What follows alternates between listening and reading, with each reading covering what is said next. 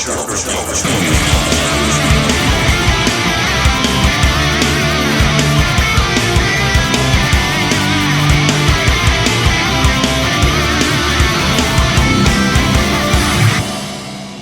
was making Sonic a 3D game just a really terrible idea? The little blue guys had some hiccups. For the longest time, these were the only 3D titles I spent any time with. And even though I'll be the first to admit there's some things that got me really excited, overall, these weren't enticing, captivating, well-polished ways to enjoy Sonic the Hedgehog. It looks like the princess was moved to another location.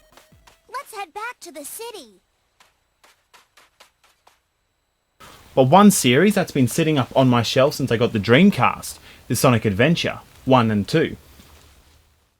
I've got some great memories about the hype, watching the trailers, getting excited about what the next generation held, but I've been a little bit scared to actually play them. Was Sonic Adventure where the problems for Sonic started? Was this always an awkward game that's been simply dressed up in good marketing buzz? And is the Adventure series still fun to play today? To sum it up really quickly here, I really enjoyed playing these games, and I could totally recommend the Sonic Adventure series to anybody. But since I'm a biased, delusional Sega fanboy, I'm going to give you guys the playthrough. Cut. My legal team said no playthroughs, so we'll just have to do a straight review and just check out what makes these games so super special. This is Sonic's first big appearance since the Mega Drive. We were literally teased through the Saturn years with a 3D Sonic. There were hints of something big out there on the horizon, with a few spin-off titles like Sonic R, Sonic Fighters, and Sonic Blast. We got to see Sonic rendered in 3D in Sonic Jam and on the Christmas Night's demo disc. Franchise figureheads like Crash Bandicoot, Spyro the Dragon, and even Mario, they were out there making money, while Sega's strongest moneymaker was stuck in a loop. In saying that, there was a lot of pressure on the first 3D Sonic title, and a lot of hurdles to clear to make that a reality. Sonic relied on his speed, and there's plenty of reasons why that wasn't going to work on the Saturn. The teams involved, the technology available, the development process, I guess in a lot of ways, just like the Shenmue series, the Saturn was where these ideas started, but it took the Dreamcast to bring them to market. And so, with the Dreamcast, that chubby little hedgehog got the chance to show off what he could do in 3D. Sonic Adventure really started bringing together these concepts that were attaching themselves throughout the tumultuous Saturn period. We got to see the hub idea fleshed out, heaps of supporting characters, mini-games, and even some role-playing elements. The adventure portion in that title? Man, they were not kidding. This game feels like a ride, really designed to show off some of the capabilities of the Dreamcast. There's going to be fans of the original Sonic games bummed that so much effort was put into these, superfluous game modes. There's certainly some nods to the original Sonic series here, but this game's got enough confidence to strike out on its own and not be defined by those 2D Sonic titles.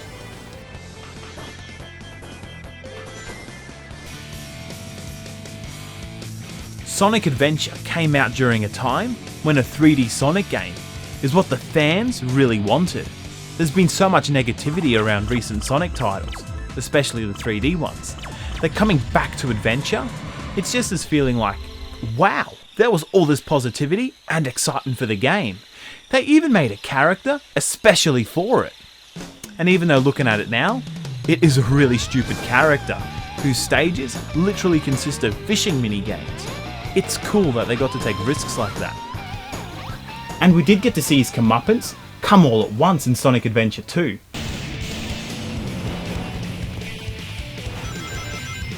One of the biggest pain points for most of the 3D Sonic titles is all the characters that they try and squeeze in. Personally, I don't mind expanding out the universe a little bit, and in the case of Adventure, I find it helps the game.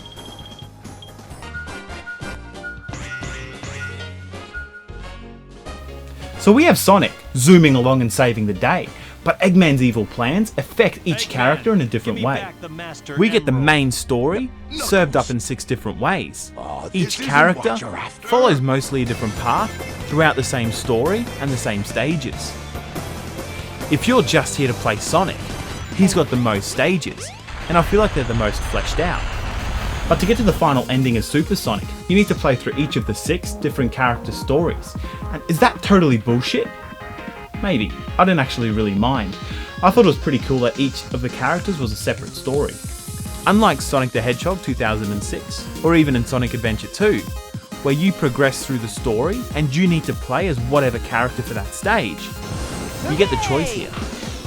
A lot of the characters have the same, but altered or modified stages.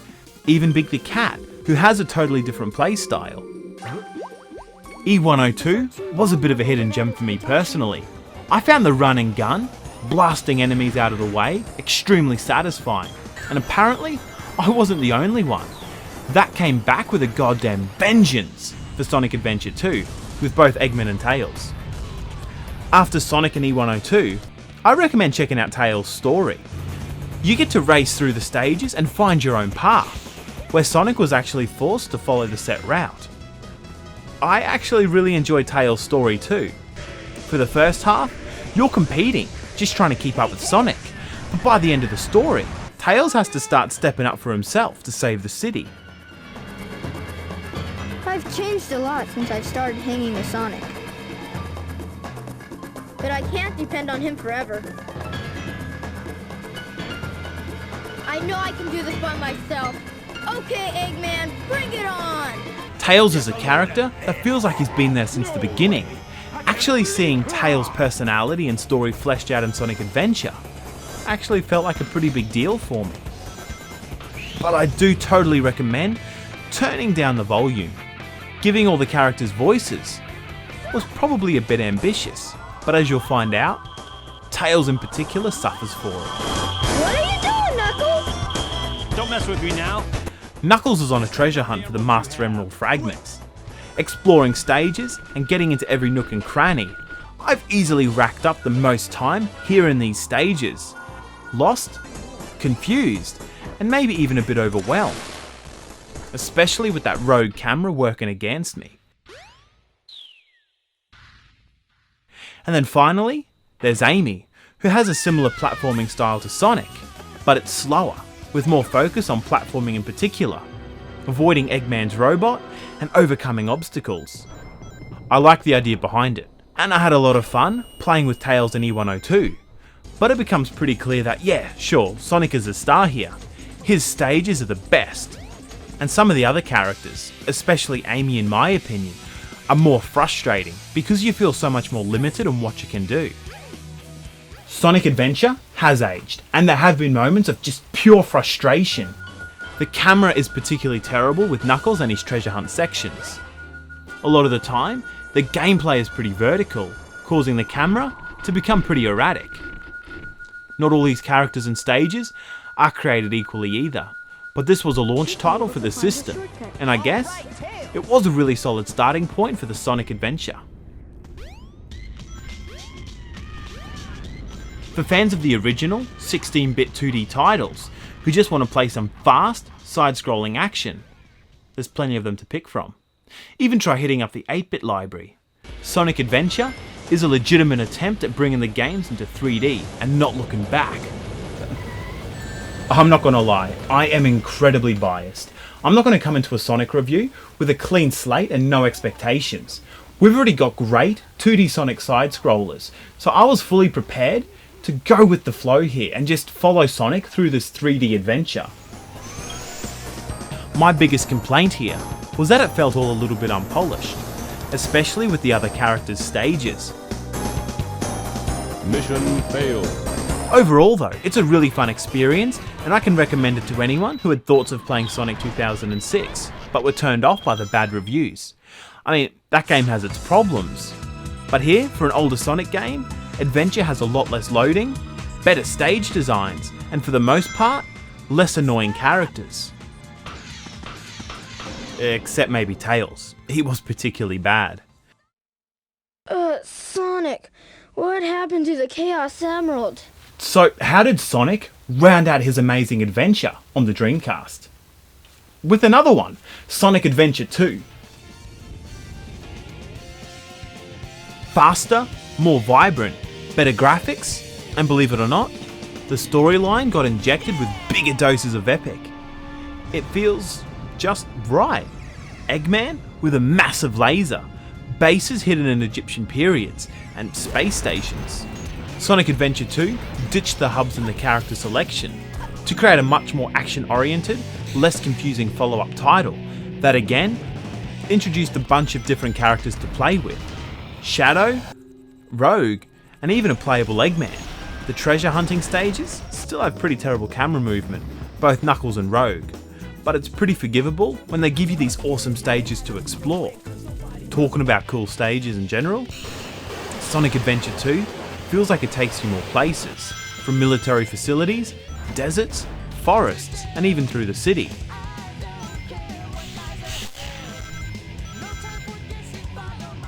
And can you believe it? They actually tried their hand at creating another, brand new character for Sonic Adventure 2. And they actually tried a bit harder than a big dumb fishing cat. Right on the cover, Sonic received a much more evenly matched adversary, Shadow the Hedgehog. Even though I had a great time exploring the adventure feels in Sonic Adventure, Sonic Adventure 2 feels a lot easier to recommend, and a lot more polished, as you follow these 2 intertwining story arcs, instead of 6. So for the very first, brand new game in 2014, I chose to pick up Sonic Lost World. This is Sonic's latest 3D outing, and to be honest, do you know what got me excited about it? After games like Generations and Sonic 4, I played through the Lost World demo, and it had some of that Sonic Adventure attitude. So where Sonic Adventure's big feature was actually being in 3D, Lost World's big feature is a rotating 3D world. I've read a few bad reviews for the game, but I've actually enjoyed bad games before, and overall, it seemed like a pretty interesting direction. Bottom line, I'd stick with the Dreamcast games personally. As a personal thought, Sonic Adventure 1 and 2 came at a pretty unique time. These were flagship, defining 3D Sonic titles on what was Sega's swan song console. It was kind of exciting. There's risks, new directions. Not everything ran super smoothly. But I can't help but feel that long-time Sega fans will enjoy the 3D experience on the Dreamcast. The Sonic universe has been fleshed out. There's some great stages, environments, and on the development side, I encountered minimal glitches, bugs, and best of all, minimal loading times. Games like Sonic Lost World are a long way from home, with a completely different audience, bumped up against Mario on his home turf. I kind of get the feeling that the Adventure series are the last Sonic games that are aimed at the fans, without trying to make them nostalgic about the 2D Sonic titles. These are 3D titles that embrace the Dreamcast's power, tried something new, and now, for better or worse, we saw it could work. And there's plenty of 3D titles following up the Adventure series. Unfortunately, I haven't been able to check out every 3D Sonic title, and I don't want to quickly rush through them now. If you're keen to get those hands on some classic Sonic Adventure action, it's not a hard game to track down, either on the Dreamcast or the PC and GameCube, as well as through the PlayStation Network. Let me know, what 3D Sonic games would you recommend? Did you even enjoy the Adventure series, or did you think the Wii titles just did it better? As a Sonic fan, I think I got it pretty good. Considering there's no more consoles on the horizon for Sega, there's plenty of Sonic titles across heaps of different platforms. Love them or hate them, each time Sonic comes back in a new game, there's new elements, new challenges, mixed with his signature super fast gameplay. I'd still recommend hunting down the Dreamcast versions of both Sonic Adventure 1 and 2. These games were actually made with the Sega Dreamcast system in mind, and despite a few minor bugs, they seem to be the most solid versions of the game. And the Chow Garden feature really shows off what the Dreamcast's VMU was capable of doing. I didn't really get bogged down in the Tamagotchi style gameplay, but feel free to check it out if that's something you'd be interested in.